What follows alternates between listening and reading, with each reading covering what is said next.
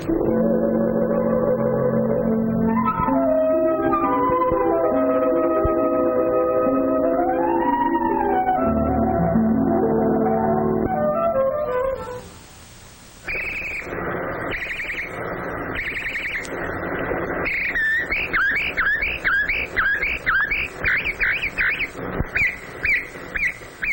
last snow of the New England winter has melted away.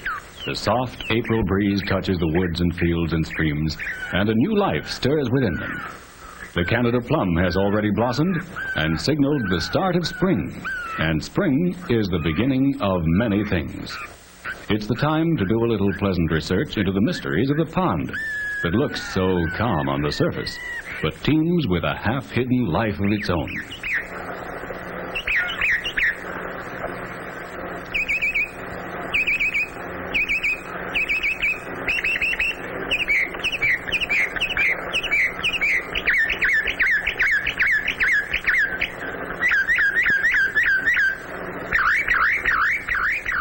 Ducks are among the first families in the pond's social scale, for who ever heard of a pond without a duck? She's busy at her endless task of searching for food. Not for her growing family, but for herself. Her babies at home will have to fend for themselves until they're big enough to journey with her. Well, there doesn't seem to be much of a food selection among the lily pads. Perhaps she'll do better if she tries among the marsh marigolds. They're one of the first wild flowers of spring, and with any luck, they should be crawling with nice, fat insects. In the meantime, there's quite a lot of activity going on at home. Sharp little egg, and with little fragments of shell sticking to the nickel down.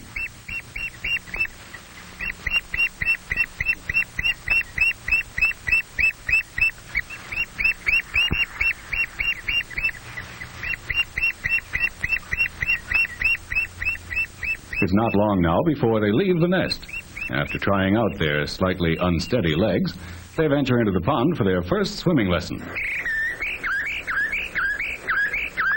The dictionary calls this marsh grass Acorus calamus. People call it sweet flag.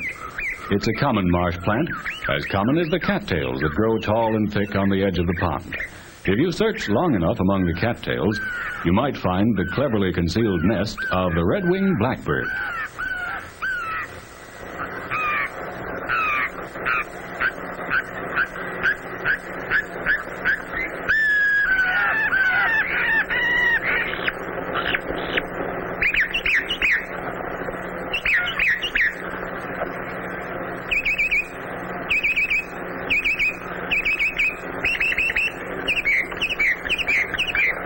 The male redwing selects the nesting area and sings sweetly to persuade a female redwing that he'll be a good husband and a thoughtful provider, and that his chosen pond will be a good place to raise a family.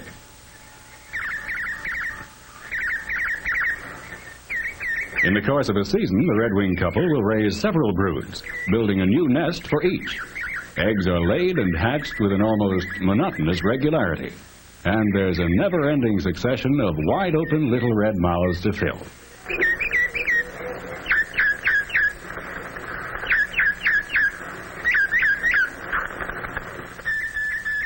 You'll have to move quietly here. There's a loon nesting in the cattails, and she won't like being disturbed.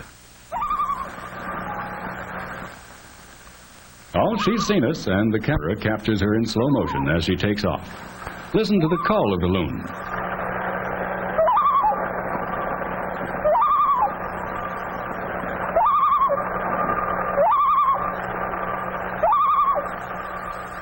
If we place a 50-cent piece in the loon's nest, you will see how large the eggs are in proportion.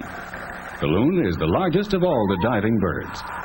In a nearby nest, we see a newly hatched loon busily demonstrating how he got out of his shell. You will see on the tip of his beak a little nodule which is called the egg tooth. The shell-bound loon, like other little birds, uses it as a tool to chisel his way out.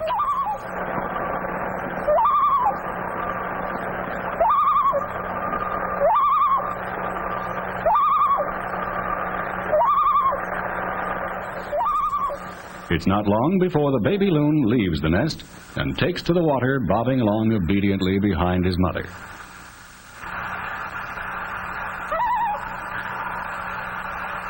The nest of the Virginia rail is carefully hidden in a tussock of grass growing out of the water.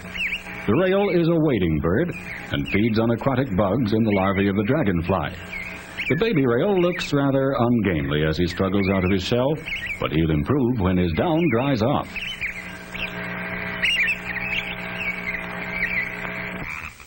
In the shallows of the pond, the bullfrog tadpole has started on its cycle of growth. At first, it bears a rather strong resemblance to a fish, but as time goes by, the little bumps on his body develop into legs. The tail is gradually absorbed, and he becomes a frog.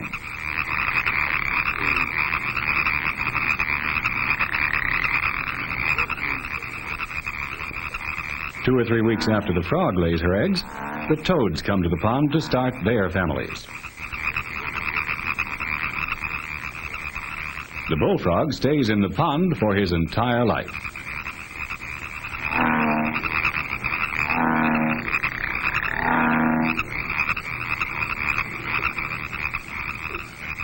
The adult toad spends most of his life on land, but when spring comes, he returns to the pond for the mating season. And then the whole pond seems to burst into song.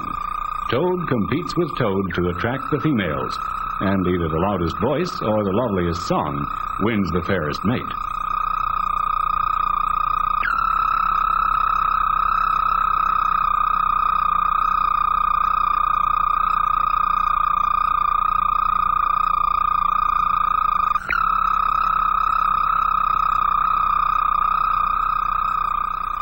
Bullfrogs are the largest of the American frogs.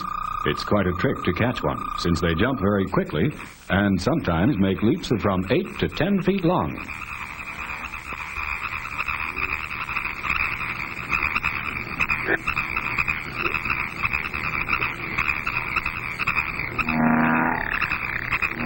Dragonflies lay their eggs on the surface of the water or on the leaves and stems of plants that have fallen in. In the next stage of its development, the dragonfly-to-be is called a nymph. It lives underwater and feeds on insects.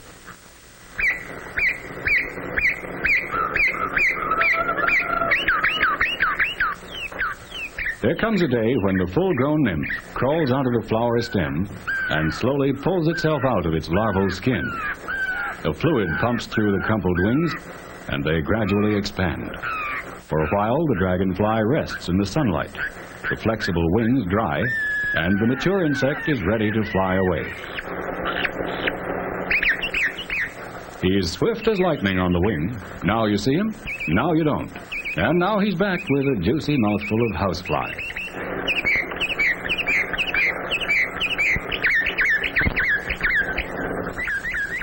Resting for a while beside its newly discarded larval sheath is the damselfly. It belongs to a suborder of the general dragonfly group and is smaller and slower than the common dragonfly.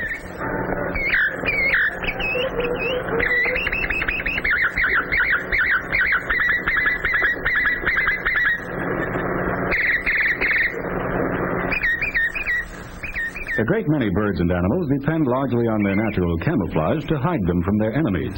It's only by chance that we spot the bittern wading from the shallows to his hideout among the reeds. If you try to make friends with him, he's not likely to cooperate. He's very quick to take offense. That elastic neck can stretch to about 12 inches, all the better to spear at you. If very much aroused, he'll even try to peck your eyes out.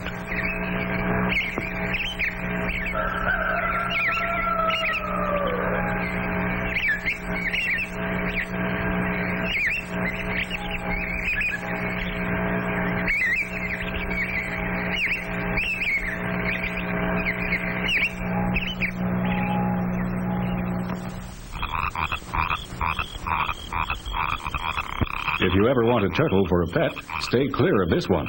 The snapping turtle is easily the largest and most vicious of the freshwater turtles, a powerful and aggressive fighter whose head can move like lightning.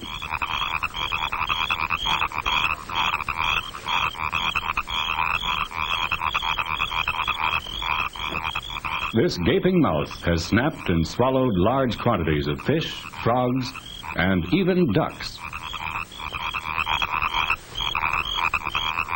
The painted turtle is very much smaller and not at all aggressive. It may even be considered beneficial, since it gobbles up great numbers of the more irritating insects, chiefly flies. The fallacy persists that turtles, when placed on their backs, are unable to turn themselves over. But, as you see, they can.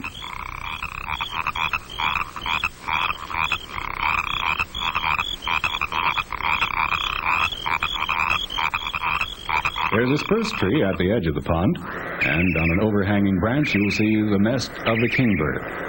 The parent kingbirds are perched on the branch of a neighboring tree, ready to swoop at passing insects for their newly hatched brood. While the mother bird feeds her family delicious morsels of dragonfly, the male stays on guard to fight off any larger birds that appear to threaten their safety.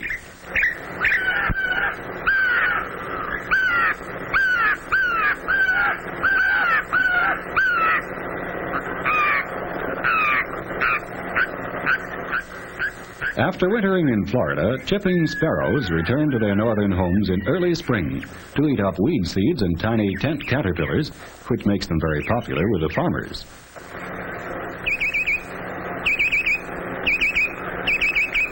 The best known and most appealing of all our shorebirds, we think, is the friendly little sandpiper. The babies are as soft and downy as Easter chicks, and even tinier.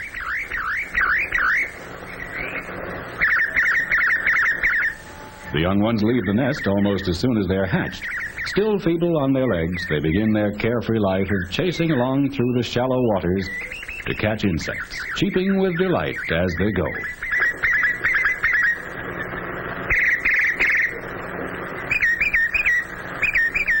New England days grow longer now, and summer comes to the pond. But spring is never really over. Another year, another spring, and spring is the beginning of many things.